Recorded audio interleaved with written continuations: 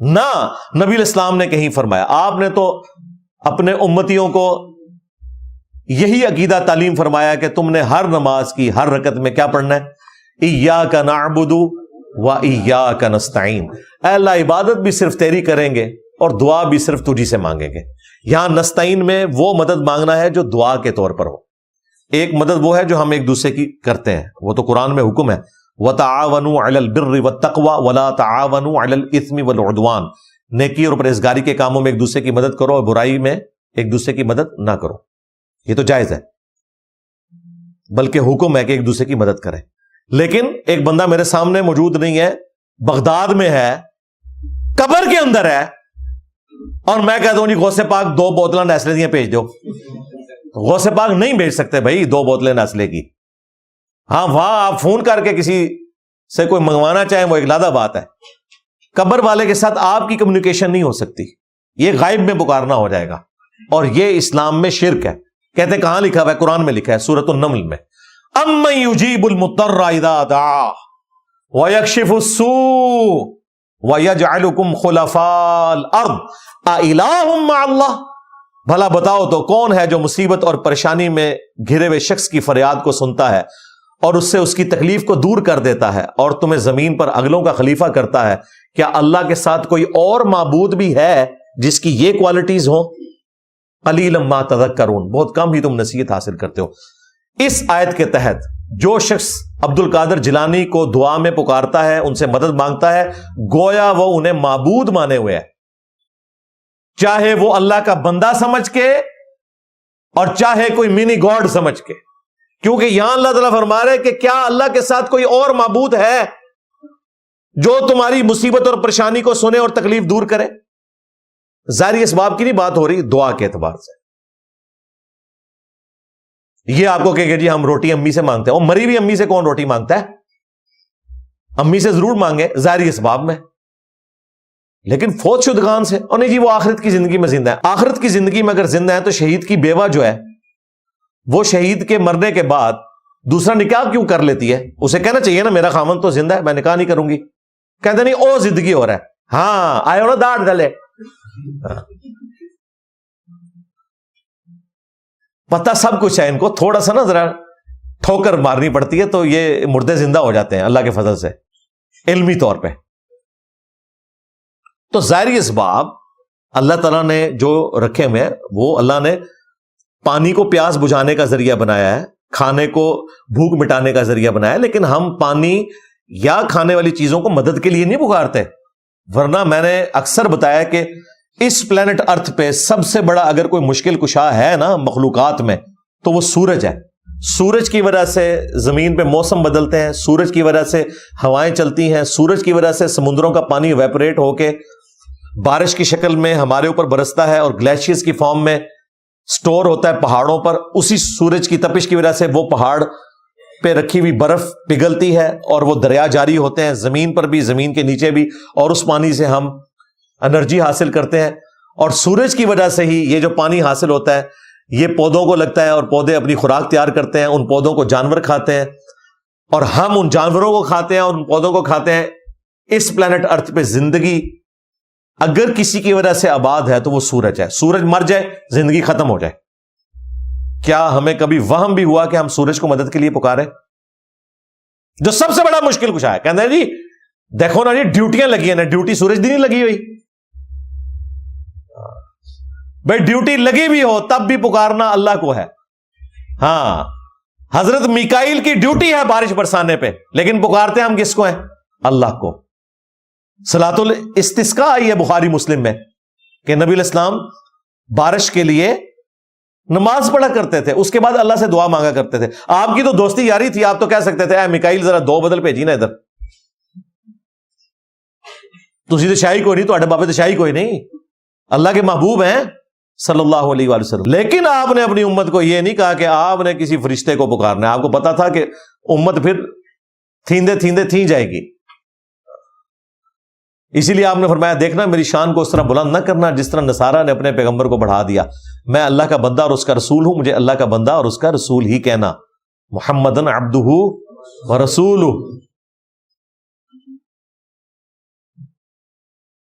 پھر دیکھیں اللہ تعالیٰ نے سورہ البقرہ کے اندر کیا زبردست ارشاد فرمایا، وَإِذَا سَأَلَكَ عِبَادِي عَنِّي فَإِنِّي قَرِيب، اے میرے محبوب صلی اللہ علیہ وآلہ وسلم، جب بھی میرے بندے آپ سے میرے بارے میں پوچھیں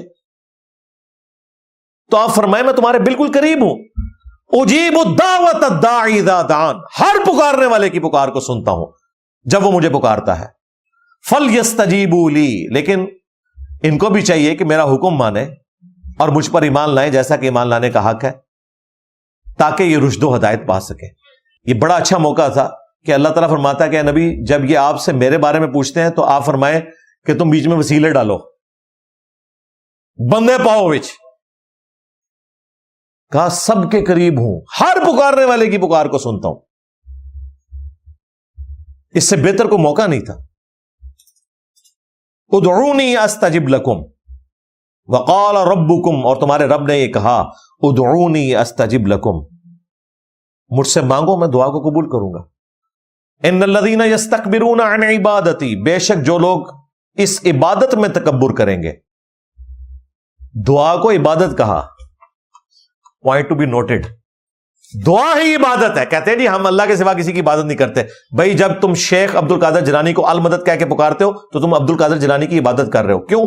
الدعاء هو العبادہ، جامعہ ترمذی سنن نبی داؤد میں حدیث ہے، دعا ہی تو عبادت ہے۔ اس کے بعد حضور نے بھی یہی آیت پڑھی، وقال ربکم ادعونی استجب لکم، سورہ المؤمن کی آیت نمبر 60، تمہارے رب نے فرمایا مجھ سے مانگو میں قبول کروں گا، اور جو مجھ سے مانگنے میں تکبر کریں گے میں انہیں ذلیل و خوار کر کے جہنم میں داخل کروں گا۔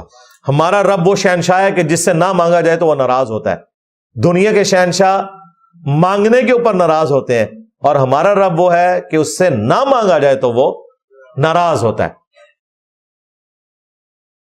اور پھر اہل تشیع کے لیے خصوصاً میں کہوں گا، کیونکہ جس طریقے سے انہوں نے اہل البیت علیہم السلام کے ناموں کے اوپر ایک شرک کا بازار گرم کر رکھا ہے، ویسے ان کے صبح و شام کے اذکار میں یہ ذکر ہے، امن یجیب المضطر اذا دعا۔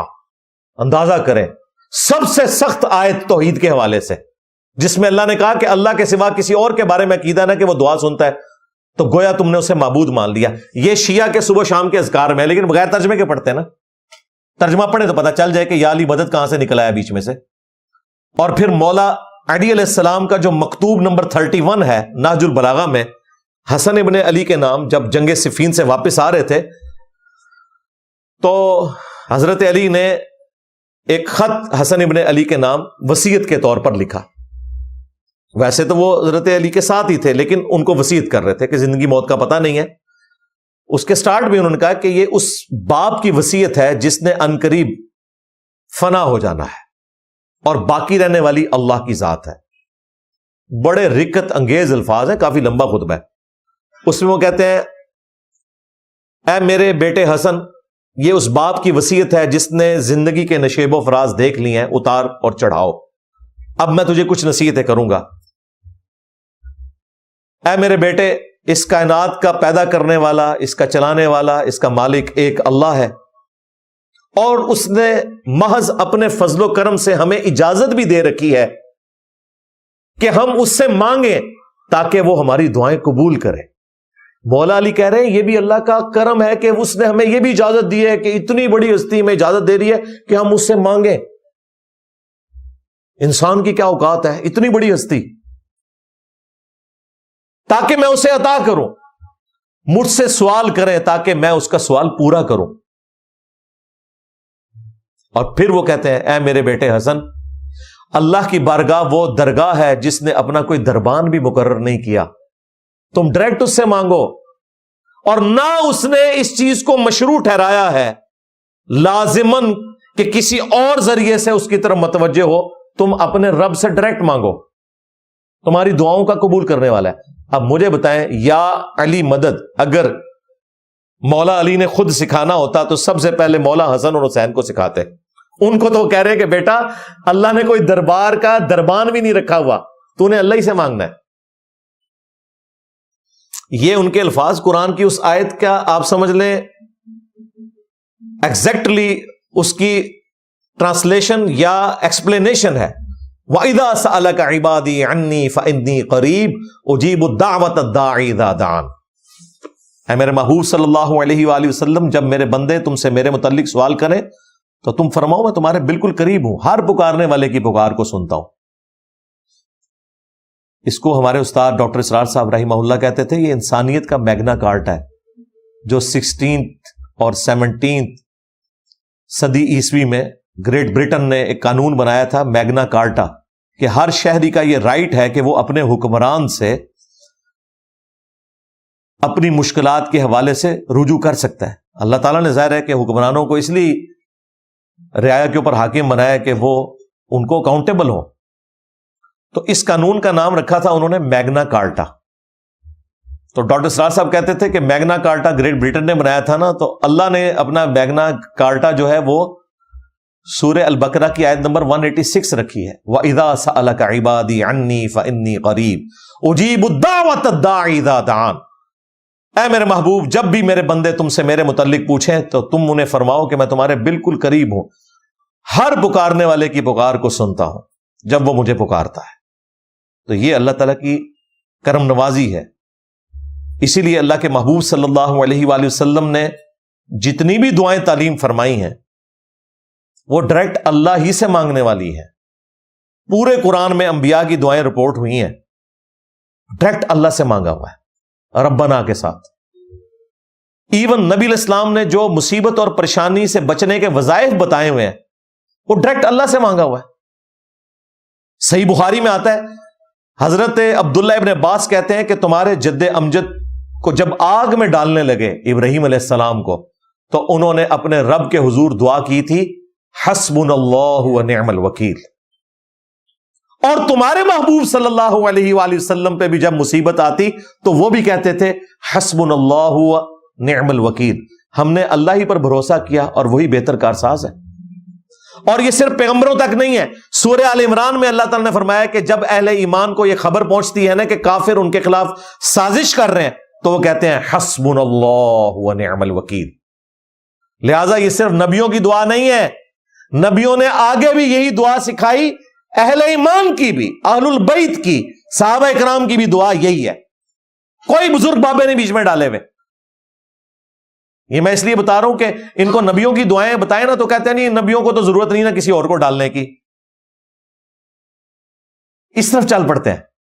اچھا جی، کل تک تو آپ کہہ رہے تھے حضرت آدم علیہ السلام کی توبہ جو ہے رسول اللہ کے وسیلے سے قبول ہوئی ہے، آپ کہہ رہے ہیں نبیوں کو ضرورت ہی نہیں ہے۔ لو سامو،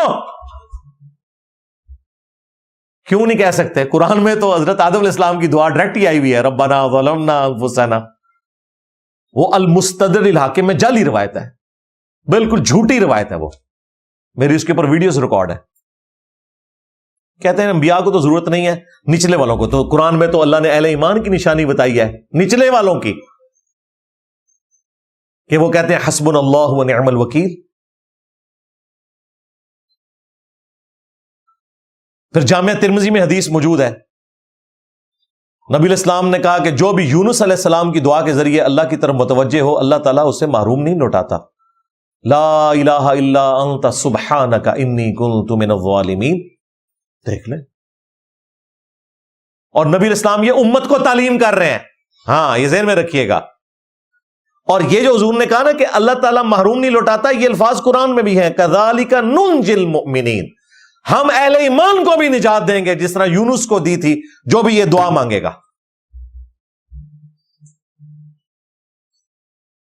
پھر آپ دیکھیں جامعہ ترمذی میں اور المستدرک للحاکم میں موجود ہے کہ نبی علیہ السلام پہ جب بھی مصیبت اور پریشانی آتی آپ اللہ کے حضور دعا کرتے، یا حی یا قیوم برحمتک استغیث، اے خود سے زندہ ہر چیز کو تھامنے والے، میں تیری رحمت کے ساتھ تیری مدد کا سوال کرتا ہوں۔ الف سے پڑھیں گے یعنی حمزہ سے تو استغیث سنگولر کا صیغہ ہے، اور نون سے پڑھیں گے نستغیث تو جمع کا صیغہ ہے، دونوں الفاظ درست ہیں۔ بلکہ المستدرک للحاکم میں تو سیدہ فاطمہ سلام اللہ علیہا کو نبی علیہ السلام نے یہ دعا سکھائی ہے، اے میری بیٹی فاطمہ مجھ سے یہ تحفہ کیوں نہیں لے لیتی کہ صبح و شام ایک دفعہ پڑھ لیا کر، یا حی یا قیوم برحمتک استغیث اصلح لی شأنی کلہ ولا تکلنی الی نفسی طرفۃ عین، اے خود سے زندہ ہر چیز کو تھامنے والے، میں تیری رحمت کے ساتھ تیری مدد کا سوال کرتا ہوں، میرے تمام کاموں کو تو संवार दे और मुझे पलक झपकने के बराबर भी मेरे नफ्स के सुपुर्द न करना, यानी तूने ही मुझे संभालना है। तो नबी इस्लाम ने तो गॉड ओरिएंटेड हमें किया है। बुखारी मुस्लिम में हदीस है, आपने कहा कि मैं तुम्हें जन्नत के खजानों में से एक खजाना दे रहा हूं, ला हौला वला कुव्वता इल्ला बिल्लाह। नहीं है ताकत गुनाहों से बचने की और ना हिम्मत है नेकियां करने की मगर उसकी तौफीक से, ला हौला वला कुव्वता इल्ला बिल्लाह। ये सारे वज़ाइफ मैंने सुबह शाम के अज़कार वाले कार्ड में भी डाले हुए हैं। तो मुझे बताएं ये लोग किस तरफ जा रहे हैं?